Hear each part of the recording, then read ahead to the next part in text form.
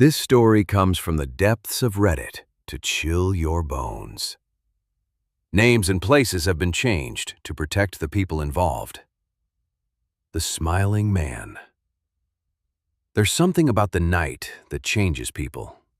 Not in the way you might think, not the way movies tell it, with shadows jumping out from alleyways or monsters lurking behind closed doors. No. The night changes you because it strips away everything you think you know about the world. It takes away the light that lets you pretend everything is normal. And in that darkness, sometimes you find things that don't belong to this world at all. This is a story about a man who liked to walk at night, and what found him in the dark. Now, before I begin, I want you to do something for me. I want you to think about the last time you were outside alone after midnight. Maybe you were taking the trash out. Maybe you were letting the dog back in. Maybe you couldn't sleep and you stepped onto the porch for some air. Remember how the world felt in that moment? How quiet it was. How the streetlights made everything look just a little bit wrong. How every shadow seemed just a little too deep. Remember that feeling. Hold on to it. Because that feeling is going to matter very soon. Our storyteller was, by his own account, a creature of the night. He wasn't afraid of the dark. Never had been. He lived on the outskirts of a metropolitan area. A decent neighborhood, the kind of place where people waved to each other over fences and brought over casseroles when someone was sick. He used to joke with his friends that even the raccoons in his neighborhood were polite. Said they'd put the lid back on the trash cans after they were done rummaging through them. You know the type. Every night, after the world had gone to sleep, he would step outside and walk.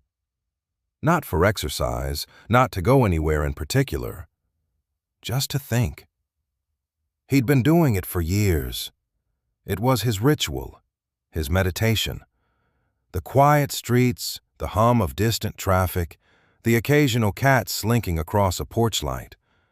It was peaceful, predictable, safe. He thought he knew his neighborhood. He thought he understood the night. He was wrong. It was a Wednesday, somewhere between 1 and 2 in the morning, the kind of hour when the world feels like it's holding its breath. No cars on the road. No voices drifting from open windows, just the soft glow of streetlights painting the sidewalk in pale circles of amber. He was walking past a park, well-lit, familiar, completely empty, when he decided to turn down a side street to start heading home. And that's when he saw him.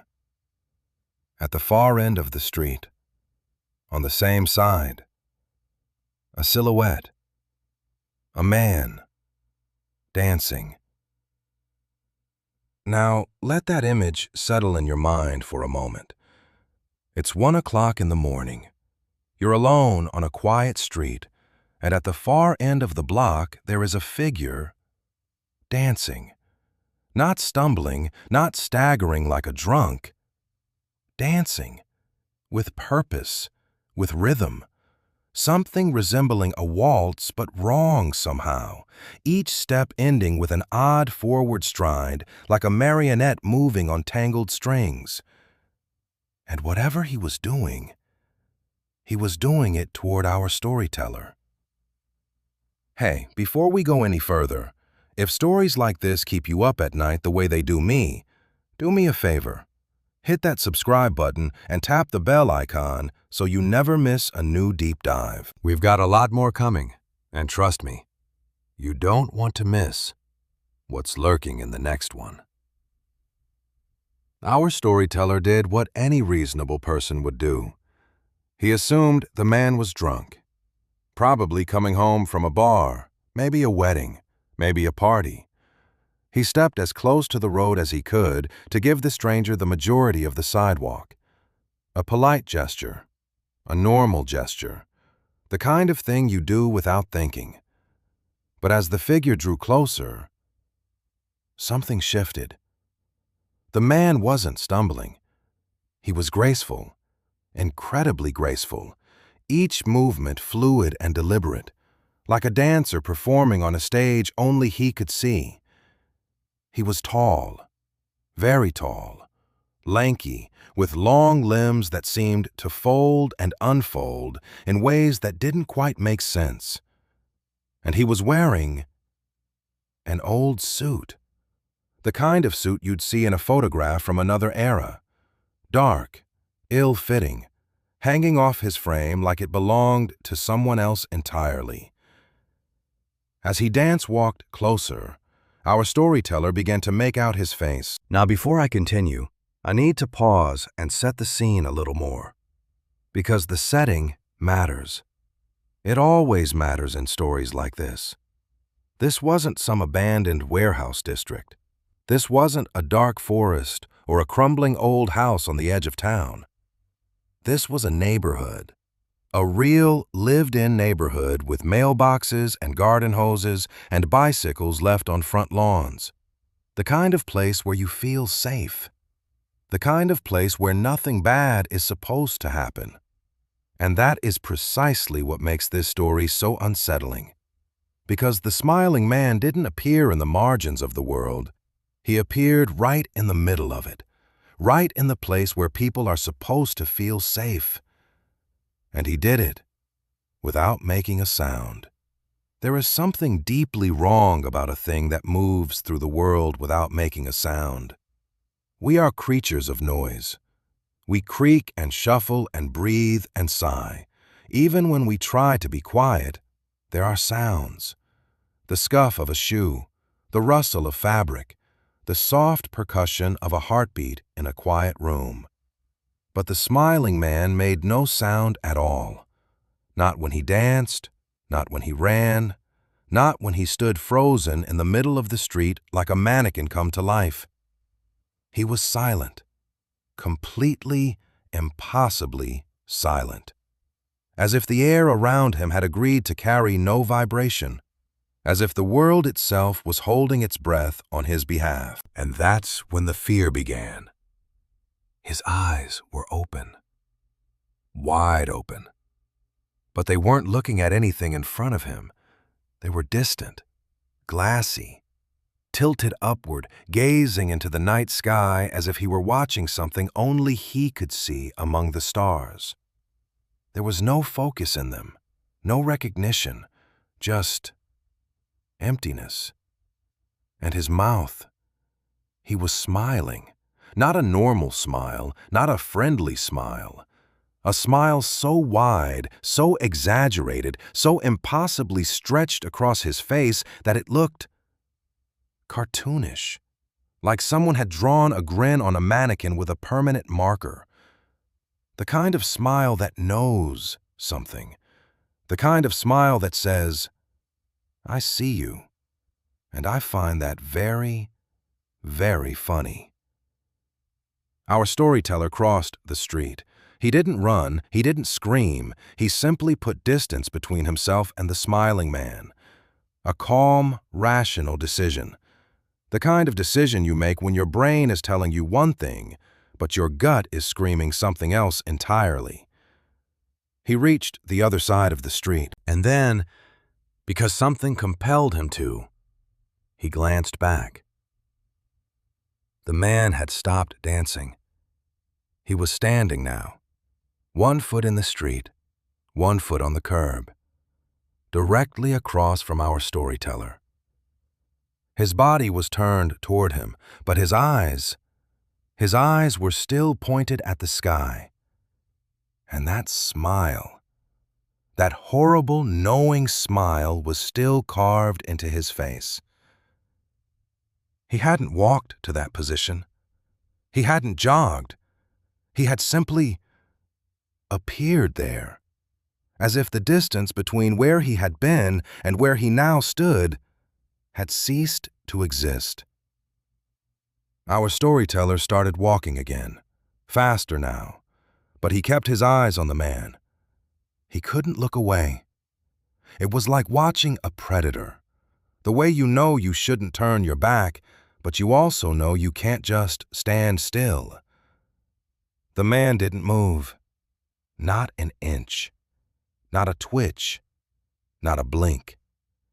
He stood there like a statue, a wax figure, a thing that looked like a man, but had forgotten how to be one. Half a block. That's the distance our storyteller managed to put between them before he allowed himself to look away. Just for a moment. Just to see where he was going. The street ahead was empty. The sidewalk was clear. He looked back. The man was gone. For the briefest of moments, relief.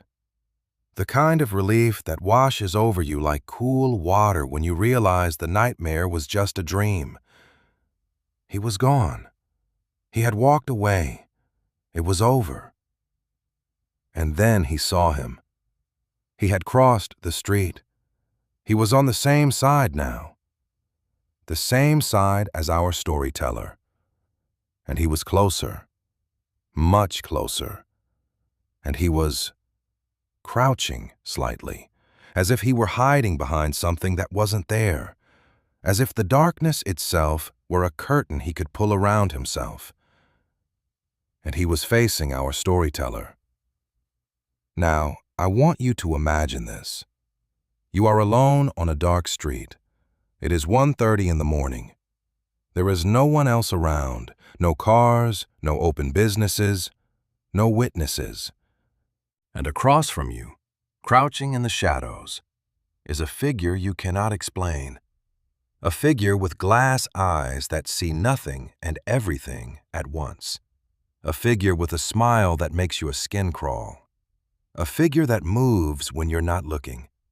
What do you do? Our storyteller did what I think most of us would do. He froze. He stared. He tried to make sense of what he was seeing. And then, the smiling man started to move. He took a step, but not a normal step, a giant, exaggerated, tiptoed step, like a cartoon character sneaking up on someone. 1 foot raised high, body crouched low, moving with a deliberate, theatrical slowness that made it somehow worse than if he had simply charged. Another step, then another. And then, something changed. The slowness evaporated, like someone had pressed fast forward on a video. The tiptoed steps became rapid, urgent. He was moving very, very quickly now, still in that same crouched, exaggerated pose, but covering ground at a speed that made no sense for a human body. And he was coming straight toward our storyteller. And our storyteller couldn't move. His feet were cemented to the sidewalk. His arms hung limp at his sides. His phone was in his pocket. He could feel it pressing against his leg, but his hands wouldn't reach for it. His pepper spray might as well have been on the moon. He just stood there, watching, as the smiling man crept closer, and closer, and closer. Okay, pause. I know. You're leaning forward, you're gripping your phone a little tighter. Good. That means you're in the right place. If you haven't already, smash that subscribe button and ring the bell so YouTube knows to send you these stories the moment they drop. Because the next part is where it gets really bad. A car length. That's how close the smiling man got before our storyteller's body finally responded. Not his mind. His mind was still screaming, still frozen, still trying to process the impossibility of what was happening. But his body, his survival instinct, the ancient part of the brain that has kept our species alive for 100,000 years, that part finally kicked in. He flinched backward. His hand shot out in front of him, a universal gesture. Stop. Don't come any closer. And he muttered the only words his mouth could form. What the heck, man? The smiling man stopped, mid-stride, 1 foot in the air, 1 on the ground, frozen in place like a photograph. His eyes still pointed at the sky. His smile still stretched impossibly wide. He didn't wobble, he didn't sway, he just stopped, as if someone had pressed pause on reality itself. And then he stayed that way for what felt like an eternity. Our storyteller began to back away, slowly, deliberately, one step at a time. His hand still raised in front of him, as if that simple gesture were the only thing keeping the creature at bay, some invisible barrier, some line that could not be crossed. After a few steps, the smiling man began to turn. Slowly, so slowly, his body pivoting on the one foot that still touched the ground. A full rotation, like a music box figurine winding down. And as soon as he had turned enough to face the other direction, he snapped out of it, just like that. The slow mechanical turn gave way to the same fluid, graceful dance walk from before. And off he went, down the street, away from our storyteller, as if nothing had happened, as if it had all been some terrible joke. And for a moment, a foolish, hopeful, desperately human moment, our storyteller believed it was over. He watched the figure dance away, growing smaller and smaller against the distant streetlight. He watched until the silhouette was almost out of sight, almost gone. And then he realized something. The figure wasn't getting smaller anymore. It was getting bigger. He wasn't dancing.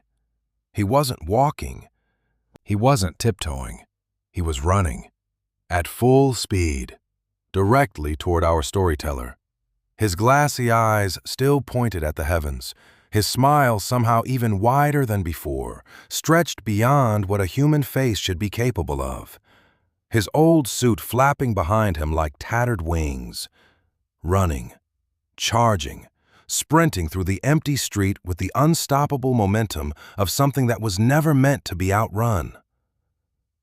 And our storyteller ran.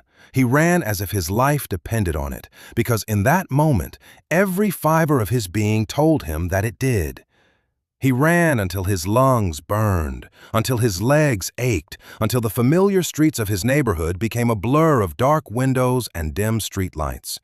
He ran until he reached a main road, a better lit road with traffic, with witnesses, with the blessed beautiful hum of civilization. He slowed to a fast walk, glanced over his shoulder. Nothing. No one. The street behind him was empty. He walked home that night with his head on a swiper. Let me tell you something that most people don't think about.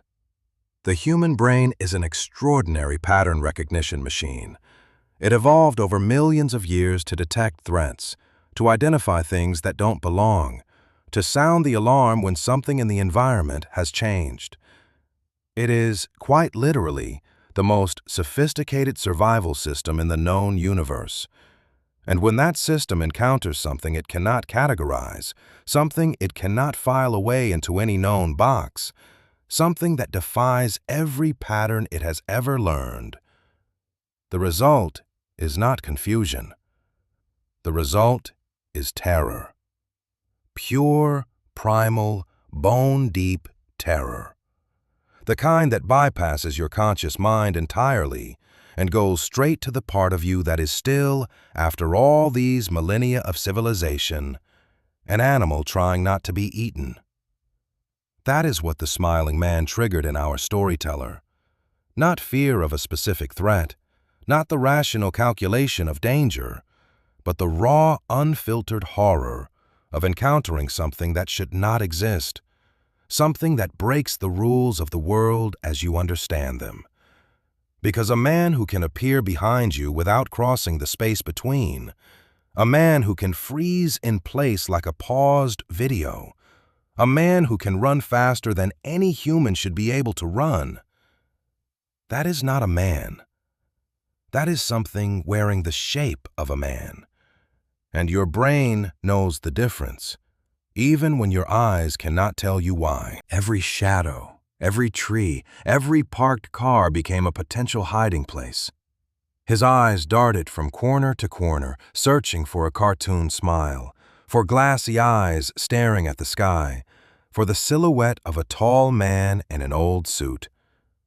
But he never saw him again. Not that night.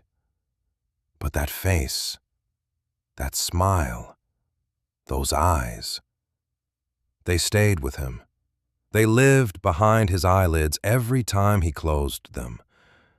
They waited for him in the space between waking and sleep. That impossible, knowing grin, like a punchline to a joke only the smiling man understood. He only lived in that city for 6 more months after that night. And in those 6 months, he never went for a walk alone after dark again. Not once. The ritual that had been his sanctuary, his meditation, his connection to the quiet world, it was gone. Stolen by a figure he couldn't explain, couldn't understand, and couldn't forget. But here's the part that should keep you awake tonight. He started hearing stories. Other people, other nights. Other cities, towns, and suburbs scattered across the country. People describing the same thing. A tall figure, an old suit, glassy eyes pointed at the sky, a smile that didn't belong on a human face. Dancing. Always dancing. And then, the charge. Some of these encounters seemed to happen in different places at the same time, as if the smiling man wasn't just one person. I've spent a long time thinking about this story, about what it means, about what the smiling man could be. And I keep coming back to the same question, the question that makes this story more than just a scary campfire tale. It's the question our storyteller never asked, but should have. What was the smiling man doing before he was seen? Think about it. He was dancing, alone, on an empty street, in the middle of the night. He wasn't going anywhere. He wasn't performing for anyone.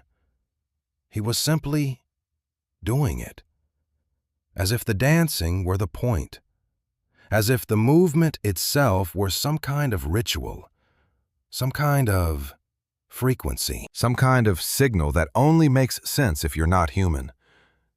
And then someone saw him, and the ritual changed. He stopped dancing. He started watching, and then he started hunting. There's a theory in folklore that certain entities, spirits, fae, things that live in the spaces between what we know and what we fear, feed on attention, on being noticed, on the moment when a human mind recognizes that something is wrong with the world. That moment of recognition, that spike of fear, that involuntary shudder that runs down your spine. What if that's what the smiling man was doing? Not hunting for flesh, not chasing for sport, but harvesting that moment, that perfect, crystallized instant of pure human terror. And what if, by telling this story, by listening to it, we've given him exactly what he wanted? All right, I can feel you getting uncomfortable. Good. That means the story is working. Look, if this is your first time here, welcome to Sleepy Deep Dives. We tell the stories that keep you up at night. The ones from Reddit, the ones from the dark corners of the internet, the ones that maybe, just maybe, have a grain of truth buried somewhere inside them. Subscribe, hit the bell, and come back next time, because we've got a lot more where this came from. So, let me leave you with this.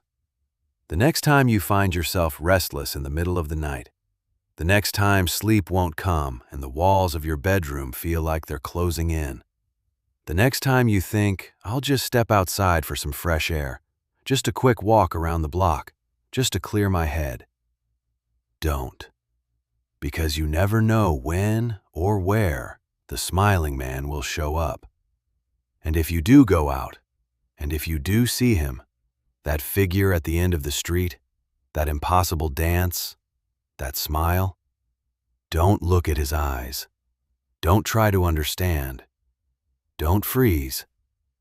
Just run. This has been a Sleepy Deep Dive. Thank you for listening. And remember, the night is only empty until it isn't.